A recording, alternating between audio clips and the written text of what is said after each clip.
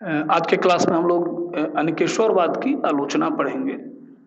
जैसा कि पिछले क्लास में हम लोग यह देखे थे कि ईश्वरवादी कॉन्सेप्ट में एक कॉन्सेप्ट है अनिकेश्वरवाद का, जो अनेक ईश्वर के सिद्धांत में विश्वास रखता है और वो भी साधारण और विशिष्ट अर्थ में रखता है, जिसमें यह कहा गया था कि साधारण अर्थ में अनेक ईश्वर एक दूसरे से अनेक ईश्वर की सत्ता है और वो एक दूसरे से स्वतंत्र हैं, और विशिष्ट अर्थ में यह कहा गया था कि सबके मूल में एक ही ईश्वर है, और ये जो अनेक ईश्वर का कॉन्सेप्ट है वो उसके विभिन्न रूप है। तो इस सिद्धांत की आलोचना हम लोग को पढ़नी है।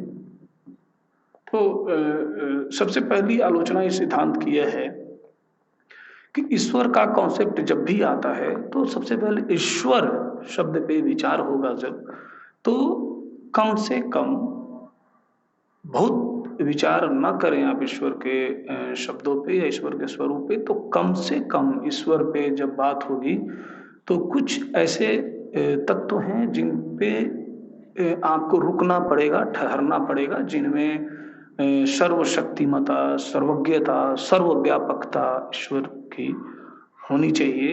ये तीन ऐसे गुण हैं जो अनिवार्य गुण हैं ईश्वर के। फिर ईश्वर की जब बात होगी तो उत्पत्ति करता, पालन करता, संहार करता के रूप में भी ईश्वर को आप कम से कम जानेंगे। तो अभी जिन शब्दों की चर्चा हुई, सर्वज्ञता की, सर्वशक्तिमता की, सर्वव्यापकता की, अगर आप अनेक ईश्वर को मानेंगे तो क्या यह कॉन्सेप्ट उचित फिट बैठेगा ईश्वर का? अनेक ईश्वर हैं, अनेक ईश्वर सर्वशक्तिमान नहीं हो सकते, क्योंकि सर्वशक्तिमान का अर्थ ही हो कि उसकी तरह शक्तिशाली कोई दूसरा अन्य ना हो। तो जब आप सर्वशक्तिमान कह रहे हैं और आप अनेक ईश्वर को मान ले रहे हैं, तो यह एक वैचारिक कठिनाई आपके सामने प्रस्तुत हो जाएगी कि आप फिर उस ईश्वर का जो मूल गुण है सर्वशक्तिमता का, इसको आप कैसे बचाएंगे? तो अनेक ईश्वर मानने वाले जो विचारक थे, अनेक ईश्वरवादी थे, उनके सामने सबसे बड़ा प्रश्न यही होता है कि आप ईश्वर के सर्वशक्तिमता पे आप कुछ नहीं बोल पाते हैं, आपको चुप रहना पड़ता है, और जैसे अलग अलग चीजों के ईश्वर माने गए तो सर्वव्यापकता को लेके भी प्रश्न उठता है। फिर असीम, ईश्वर को असीम भी माना जाता है, और आपने ईश्वर की एक सीमा निर्धारित कर दी कि आप नदी के ईश्वर हैं, आप सुधि के ईश्वर हैं, आप वायु के ईश्वर हैं, यानी कि ईश्वर को आपने सीमा में बांध दिया। और ईश्वर तो असीम होना चाहिए, जिसकी सीमा ही नहीं होनी, सीमाहीन होता है वो। आप उसको किसी सीमा में बांधेंगे तो उसका ईश्वरत्व रूप टिकेगा ही नहीं, ईश्वरत्व तो समाप्त हो जाएगा। तो एक मूल समस्या जो है अनेकेश्वरवादियों के सामने यही आती है कि वो ईश्वर के असीमता का, अनंतता का, ईश्वर के सर्वशक्तिमता का, सर्वव्याप्तता का जवाब नहीं दे पाते हैं। क्योंकि वो अनेक ईश्वर मान रहे हैं तो वो जवाब दे भी नहीं पाएंगे। एक ये आलोचना होती है। और आज के ज़माने में, या आप कहें बाद के दार्शनिकों ने जब अपना दर्शन डेवलप किया, और जब दर्शन के अनेक मत आते हैं, तो ज़्यादा ध्यान ईश्वर की संख्या जो अनेक मानी गई थी उससे हटके एक मानने पे ही विचार हुआ है और लोगों ने इसे माना है। या आप कहें तो एकेश्वरवाद का जो कॉन्सेप्ट है वो अनेकेश्वरवाद का विकसित रूप है। बाद में चल के जो समस्याएं आ रही थी, क्योंकि मैंने पहले ही कहा कि यह प्रारंभिक विश्वास था, बाद में चल के लोगों के सोच और समझने के तरीके में बदलाव होते हैं, और लोग अपने इस मत से, अनेकेश्वरवाद के मत से अलग हटके और एक ईश्वर की बात करते हैं, जो आपको आगे पढ़ना भी है। तो आप कह सकते हैं कि अनेकेश्वरवाद ईश्वर का जो एकेश्वरवादी कॉन्सेप्ट है, मोनिज्म का कॉन्सेप्ट है, जिसमें एक ईश्वर को मानने की बात है, उसके लिए एक आधार बनाता है अपनी तमाम कमियों के बावजूद भी। एक दूसरी आलोचना यह भी की जाती है, जब यह कहा जाता है कि अनेक ईश्वर हैं तो उनमें आपस में परस्पर संघर्ष होते रहेंगे, यानी कि नुकसान होते रहेंगे इस जगत में। जैसे कि उदाहरण के स्वरूप आप समझ लें तो भस्मासुर का उदाहरण है कि भगवान शंकर ने भस्मासुर को आशीर्वाद दिया कि आप किसी के सर पे हाथ रखेंगे तो भस्म हो जाएगा। बाद में वो अ, पूरे लोगों को परेशान करता है, धरती पे त्राहिमाम मचा देता है और फिर बाद में तो चल के भगवान शंकर पे ही वो आता है उन्हीं को भस्म करने के लिए, तो फिर उसका संहार करना पड़ता है। तो एक ये समस्या है कि या दूसरा उदाहरण दिया जाता है कि भगवान शंकर ने रावण को आशीर्वाद दिया और वो विष्णु भगवान को परेशान करने लगे। तो परस्पर संघर्ष की भी बातें एक आ जाती हैं कि एक के द्वारा दिया गया वरदान दूसरे के लिए कष्टदायक भी सिद्ध हो जाता है। तो ये परस्पर संघर्ष की भी बातें आती हैं जो कि अनिकेश्वरवाद में स्वाभाविक है कि आपको दिखेगी। फिर अशुभ के लिए कौन जिम्मेवार है, ये भी एक समस्या के रूप में हम लोग आलोचना के रूप में देखते हैं कि अशुभ की समस्या, प्रॉब्लम ऑफ एविल मौजूद है। जैसे मृत्यु प्राप्त कर लेना, मृत्यु लोग प्राप्त कर जाते हैं, इसे अशुभ माना गया है। हत्या, डकैती, चोरी, लूट, ये सब जितने तरह के अविश्वास आप देखते हैं, अशुभ चीजें आप देखते हैं इस जगत में, उसके लिए कौन जिम्मेवार है? क्या आप अनेक ईश्वर को मानेंगे तो किसी एक को जिम्मेवार बना पाएंगे इन सारी अशुभ की समस्याओं के लिए?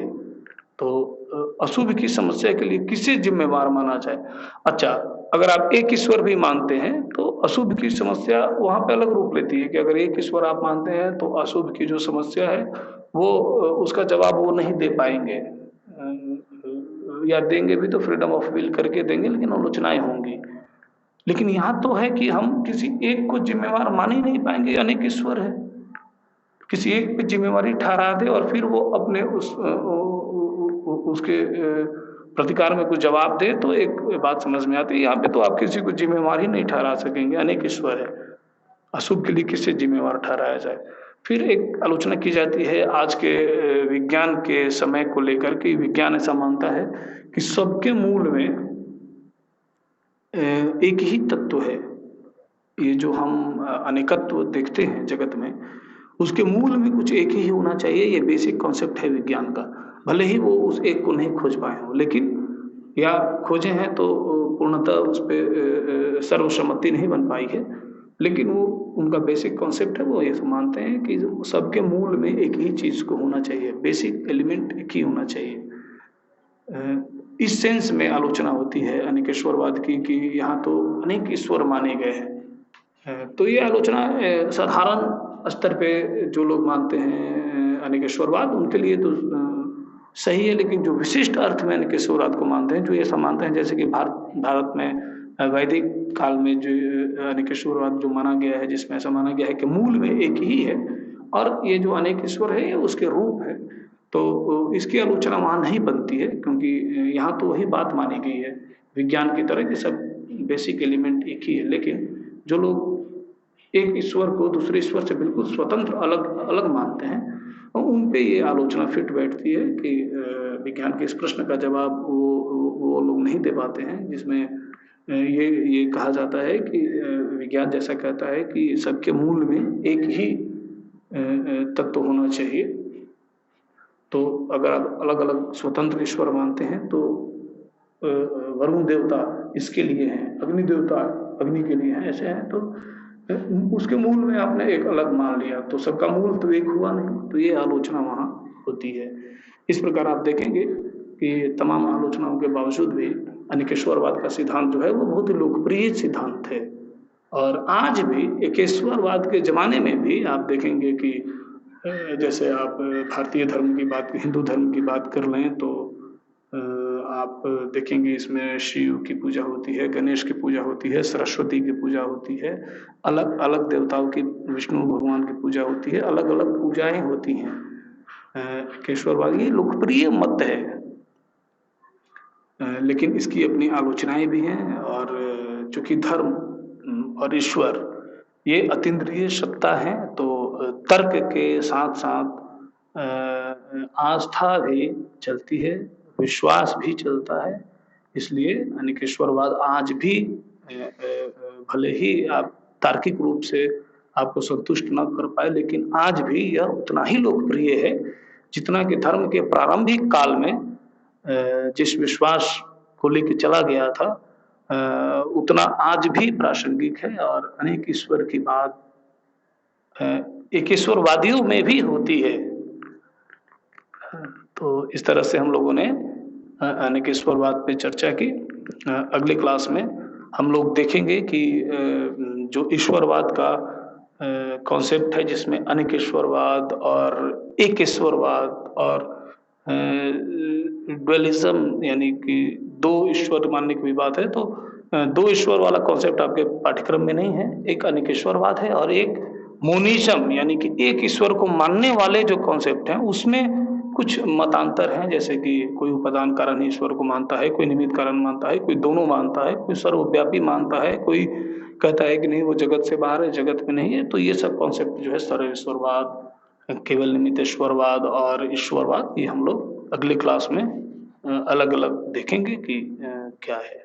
धन्यवाद।